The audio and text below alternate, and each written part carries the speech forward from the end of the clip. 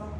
لا الصوت ده كده لين حنجره، استمر معاكي اول سنه ونص ماشي، اللي هو نفس الدخله بتاعت الخطه بتقول ايه؟ لين بيزيد بقى مع رياض، يزيد مع تانية الرقبه، مش مطلوب منك تلعبي في الرقبه. كنت اديتها اول ما اديتها عند دكتور اداني زيرو بس واحد تاني قال لي ارميه، وجبت قال مناخيرها مكتوبه اديها ميه بحر و عارف انا الحوار ده. طيب كملي وانا هقول لك الثلاث حاجات ايه. كنت باخد لها الاول ساينس كول قال لي بطليه واديتها ديبتونكس، بعد كده اوتريفين اطفال قال لي بطليه كده يعني. طيب بصي، هو احمد وحماده ومحمد ومحمود او محمدين، اللي هو رقم واحد الزينوباسيلاي طلع ترند او طلع في 2025 اللي هو ايه؟ اللي هو البكتيريا النافعه اللي بتتاخد للعيله الصغيره 15 يوم فاكثر ممكن تريح بطنه من المغص. هل هي بتريح؟ ما اعرفش. طب هي بتفرق؟ عيل اه وعيل لا. عيل اه وعيل لا. طب هو اجباري؟ لا. طب هو في ايه؟ هم الجماعه بتوع بايوجايا هم اللي طلعوا الليله ديت، وبعد كده مسكوا فيهم هيرو ومسكوا ما اعرفش شركه ايه كمان، فكل واحد ما صدق ان دراسه لسه ما وصلتش لدرجه انها توصيه. بس كله مسك فيها، فعادي شغال. بتبقى الام متعلقه في قشايه ان العيل الصغير مسيره وبطنه تهدى من المغص، ما بيحصلش. اربع شهور رجاله في شنبات ورتب بينزلوا في الشارع يلفوا بالعيال الصغيرين. وياما دكاتره اللي هو ايه ورانا شغل الصبحيه بينزل شايل العيل على كتفه وقاعد عمال يلف والعيل عمال يرجع على قفاه. عادي خالص في الشتاء. فدي اول حاجه. دكتور اداكي اوترفين، والدكتور الثاني قال لك بخاف ميه بحر، والدكتور الثالث قال لك لا ما ينفعش، والدكتور الرابع قال لك طب شغالي ايه؟ في اختصار ده صوت نفس العيل الصغير اول لا ما لازم اغلس عليها من وقت للتاني اعملها كده. صوت النفس بالنسبه للاطفال بيساوي عيل بيتنفس من خرم المناخير ده كل ما يكبر. طيب العيل ما بيرضعش في الطبيعي اللي انت متعوده عليه، ساعتها اقول لحضرتك شفاط زي جريس بيبي جودي اللي معانا، اللي هو بخرطوم بتروح مقربه من بقى من مناخير العيل وتروح شفطه بالخرطوم، خلصت زي الفل. ظبطتيه، حطيتي اوترفين او لايس وعرفتي الشفاط بالشفاط السيليكون اللي موجود اللي معانا اللي احنا بنطلع بيه في الفيديوهات، اهلا وسهلا. ما عرفتيش سيبيها مش هيحصل لها حاجه. اقول لك حاجه كمان، بنتك لما هتلاقيها بترجع هتجيب اللبن من جوه لبره، هتغسل الدنيا دي كلها ولا الحوجه لحد. كان عندها نسبه ارتجاع مش عارفه طيب بقى. كل العيال اللي عندهم طالما بنتك بتزيد في الوزن في الوزن وكميه بول 5-6 حفاضات في اليوم، يبقى سيب الارتجاع شغال. طب امبارح ما عملتش مثلا حمام من ستول خالص ولا اي حاجه. طالما اول 48 ساعه من عمرها عملت حمام براز، ركزي بس عشان في كلمتين، عملت حمام براز يبقى انا استبعدت ان ما عندهاش مشاكل خلقيه في القولون. حلو كده؟ طيب وفيما بعد طالما بطن البت مع ده كده خلاص طمنت في الاولانيه والبراز افضل عادي. طب وفي اي لحظه من اللحظات حسيت ان بطن البنت عليت موت وبقت طبله جامده وفرشت جامد قوي وقطعت براز من تحت وبترجع من فوق ترجيع وحش او ترجيع اخضر، يبقى ده انسداد مع وضوح. عندك حاجه من الاثنين؟ لا يبقى انت زي الفل. في دكتور قال لي ان الشهر التاني اديله عصير برتقال. طيب حلو قوي وكلام زي الفل وكلام كان مكتوب في مكان ما، وكان لبعض الاوقات جربنا ان احنا نشتغل بيه مع حالات وحالات لا. بيقول لك مقبول من تاني شهر بالنسبه للعيال، ايه يا قلبي؟ مقبول من تاني شهر للعيال الصغير اللي انا بمسك العيال زي الارنب كده وبعدين بروح مريح ايدي قدام بقى يلا يا قلبي. مقبول للعيال الصغيرين، ده انا هقول لك الكلام ده كان كلام قديم وما زال مكتوب على هيئه سطر بيتكتب على استحياء، لا يرتقي لمستوى ان انا امشيه على كل الحالات. ان هو بيقول لك ايه؟ الاطفال اللي بيتاخروا في الحمام في اول 3 شهور مسموح لهم حاجتين، يا برون جوس يا اما اورنج جوس. الاورنج جوس اللي هو عصير البرتقال يتحط مخفف خالص، يتاخد للعيل الصغير، يتحط ما اعرفش في ايه مخفف، يتحط في الببرونه يساعد العيل اللي بيتاخر في الحمام. والبرون اللي هو القراصيه، لا ما انا هكملك بقى الغلط فين وان الكلام ده معاك فين. والبرون جوس اللي هو القراصيه بتجيبيها تغليها وتاخد الميه بتاعتها وتديها للعيل الصغير من في شهرين او في 3 شهور لما يبقى عنده امساك ودنيته بايظه. مالناش بقى في موضوع اللي هو لبوس الجليسرين ولا انك انت تدي بيكولاكس ولا الكلام ده كله. لا فيتامين سي، قولي له الفيتامين سي موجود في اللبن. يعني ده موضوع يضحك. لا الفكره كلها معلش اي حد بيحاول يجود ويرفع اي حاجه وربنا يكفينا الشر، يعني اللي هو لو انا لقيت حاجه زي كده وسمعتها عندي قولي لي انت غلطان، اطلع اقول انا غلطان. ففيتامين سي ابعد. ليه بقى؟ لان باختصار خالص مكتوب كده على البرتقال كلمه واحده بس، اللي هو ممنوع اصلا البرتقال غير من 6 ل 12 شهر، والاصح عند 12. اشمعنى؟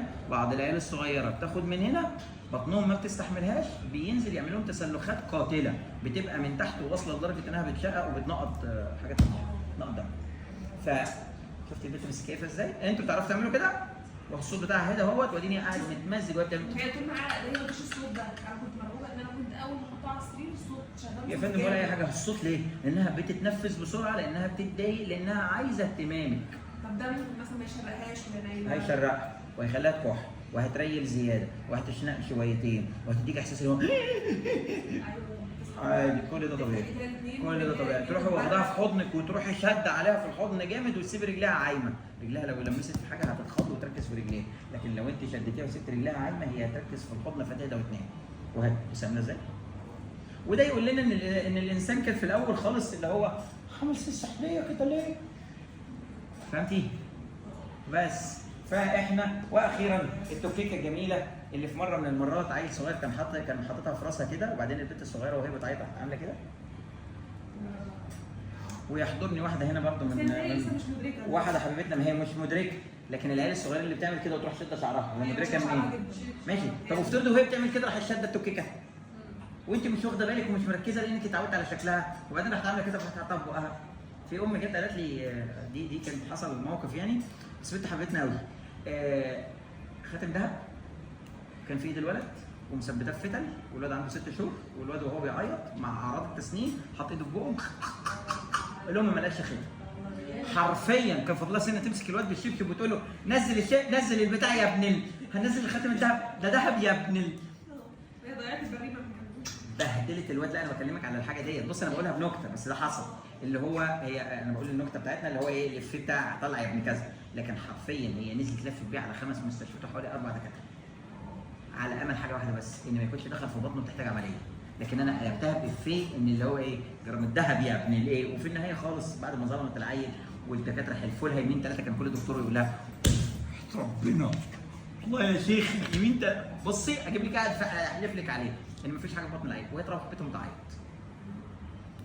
بعد ما هديت وما اطمنتش بتنظف بعدها ب6 شهور لقت الخاتم تحت الكنبه. هي لسه موقعه بنت في الحلقه بس فهي يعني هي العيب كله في الليله دي ففداها يا بنت الناس. فلما لقت الخاتم انبسطت قوي يعني، وانا قعدت اضحك عليها ضحك.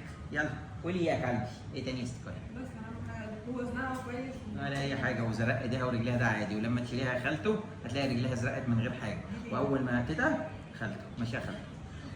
واسمها ديت وجلدها المنقرش ده اسمه جلد مرمري، وده طبيعي جدا، ومش محتاجين ان احنا نقلق لا الام ولا نقلق البنت ولا حد يجي يقول لك اصل عندها مشكله في القلب ولا اي حاجه. والحته لما العيل بيزرق يلاقي دي، لما العيل بيحزق بتلاقي دي زرقت سنه صغيره، ده طبيعي ومفيش حاجه اسمها اصل الولد اصل كان عندها صعوبه في القلب فيلا بينا نروح في كذا. لو كان عندنا مشكله كان ما نقدرش احنا في نقطه بقى مهمه قوي. لو احنا جينا بنقول ان العيل الصغير المفروض ان هو بيزيد، انت عاجبك الهواء وهو بيخبط في المقعده على فكره اهو مقويه من تحت. بنقول لو العيل الصغير مصاحب ليها ما بيزيدش في الوزن او النهجان زايد او التهابات في الصدر متكرره، بروح اعمل حاجتين: اشعه الصدر وايكو. ليه؟ الايكو في بعض الحاجات كده اللي هو بتحتاج عمليه، والعمليه بتاعتها ما بتتعملش غير في مكانين هنا في مصر بس او 3 بالكتير. بيحتاجوا ان هو يتعمل اشعه تلفزيون على القلب عشان يطمنوا ان البنت ما عندهاش عيب خلقي في حاجه في القلب، اللي هو بيسموها ان عندها 2 اورطه لافين حوالين القصبه الهوائيه فضغط عليها، فبيحتاجوا انهم يقسموا جزء بعيدا عشان خاطر ما تروحش تلف على شات جي بي تي فيقول لك بنتك مش نافعه يا حاج. لا ما فيهاش حاجه. فانتبع الوزن بس. ايه تاني؟ ورشتتك فاضيه يا يابا ويومك زي العسل، مش هديكي حاجه.